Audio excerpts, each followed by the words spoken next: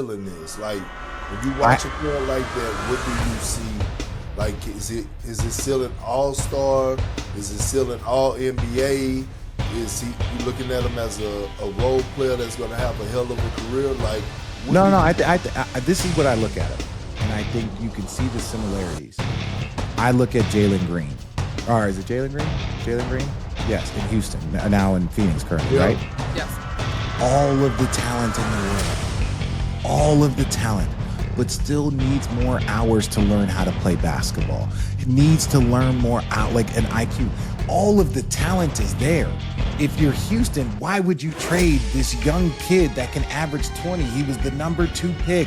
He's developing skill-wise and talent-wise, is developing into a 20-point-a-game scorer. You don't just give up on them, or you don't. But there's still so much growth and maturity that needs to take place there in Jalen Green. But all of the talent is there, and you know he's there. I look at Jonathan Kuminga as the exact same. And what I look at, Steph Curry is one of the most unique players to play with. There is a flow state, there is an understanding, there is a seeing things before things happen, there is you gotta just keep moving it. There is a flow to playing with Steph Curry that's unique to other players. So your basketball IQ has to be fairly high because you're trying to maximize this superstar once in a generation player. I don't think his basketball IQ is bad, but I don't know he wants to prove, but Steph Curry's moving around. That's who you got to find and hit. If you're trying to prove, which you might be, but Steph Curry's moving around, both of those things don't mesh. Right, Steph Curry, we've said it, the way he plays and the movement and the movement offense with Draymond's so quick with those dribble handoffs. He's so quick with the pass cut, do that. Their movement offense is almost a flow state without thinking. And if you have a young player that's trying to develop and prove something within the flow state, that is very, very hard.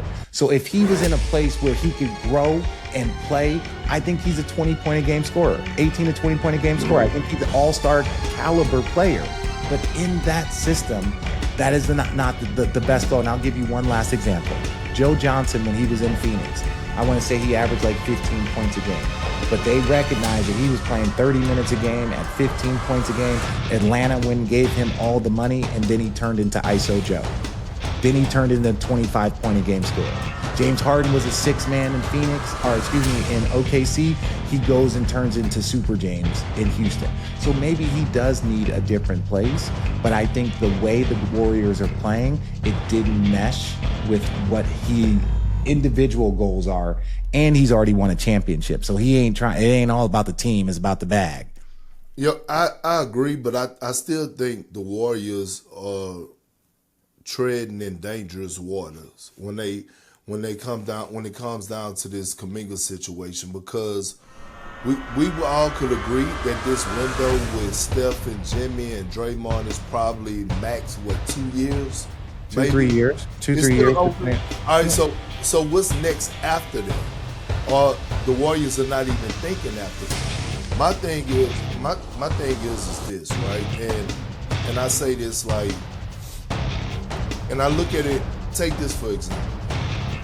And we know it's different, but okay, Richard, you started at ESPN, right? You've been at ESPN for a while. Allie, I've been at ESPN for a while, right? We basically had to work our way to where we at today, right? A lot of hurdles, a lot of politics, a lot of getting called into the principal office because we said some shit that didn't ruffle the feathers.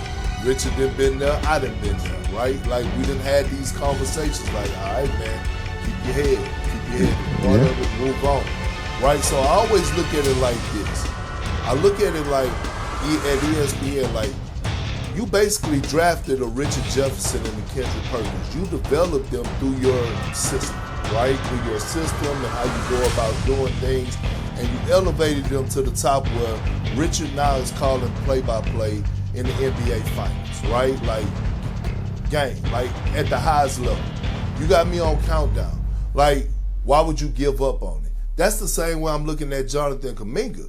You drafted this young man, ever since you drafted him, you never had to question anything about it. We've never heard reports about him working hard. He works his ass off. He's gotten better every single season. Did he take a step back last season? Absolutely he did. I think some of that was a contract stress. Right. Contract, Jimmy, he was injured, all that. But if you go and look at his points per game, it started elevating. Before last year, it was 16 points per game. Last year, 14 points per game.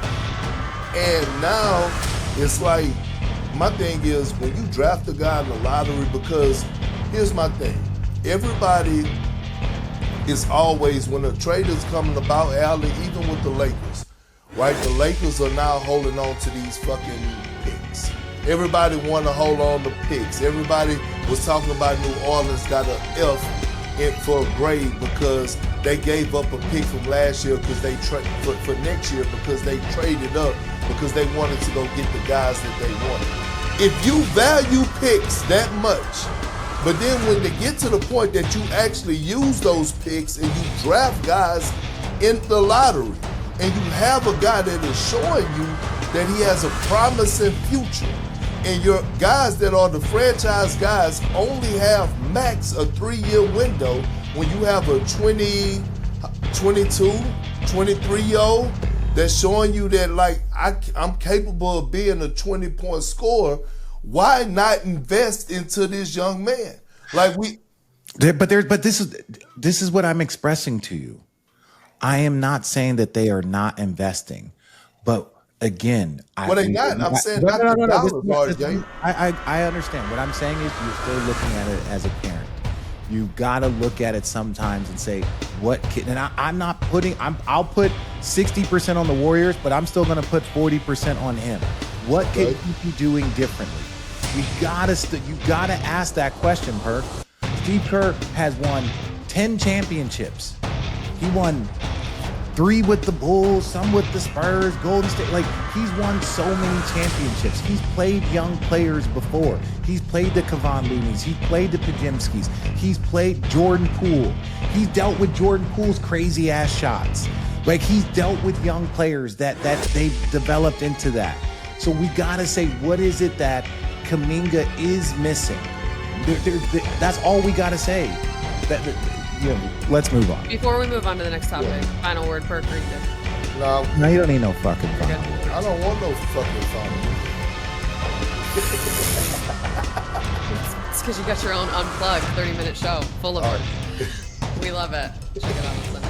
Oh, wait. All right. Is it, wait, are we going to the next thing, or is it? Yeah, we're going to the next thing. Okay, well, because no, I thought it was, he was going to say something that was on his mind. I was going to say something that's on my mind. I thought that's what, and then he just went for 15 minutes on his topic. I didn't. You added about 8 minutes. So when we have our little one-on-one meetings, Rich, off to the side, and you tell me to keep things moving, and now you're mad at me because I'm keeping things moving. What would you like to talk about, Rich?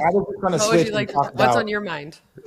Okay, ladies and gentlemen, I don't know if you see this, but I'm rocking the Soho Sixer shirt. This weekend is the 6-man volleyball tournament here in Manhattan Beach. It has been going on for 40 years, 50 years. It's a local tournament. It's bragging rights. It's volleyball players. You play 6-man on the sand, but it's a bit of a party. Now, last year we had our most disappointing 6-man in history. We don't need to get into details. It's all about how you recover. And let me say this, Soho, we have recovered. We have a squad. Our guy Chase Bunninger will be on our team. Our Olympian who wasn't there last year. We got a squad that's going to be out there. And look, there's no guarantee that we're going to win. There's no guarantee, but we always win. We win. How many possessions will you play, Richard? How many possessions will Luke Walton play? There's day one possessions and day 2 possessions. Day one. Now, it was different. When I was 34 years old and I was training 5 hours a day and playing volleyball 4 days a week, I was the day 2 player. Now that I'm 45, I'm a day 1 player.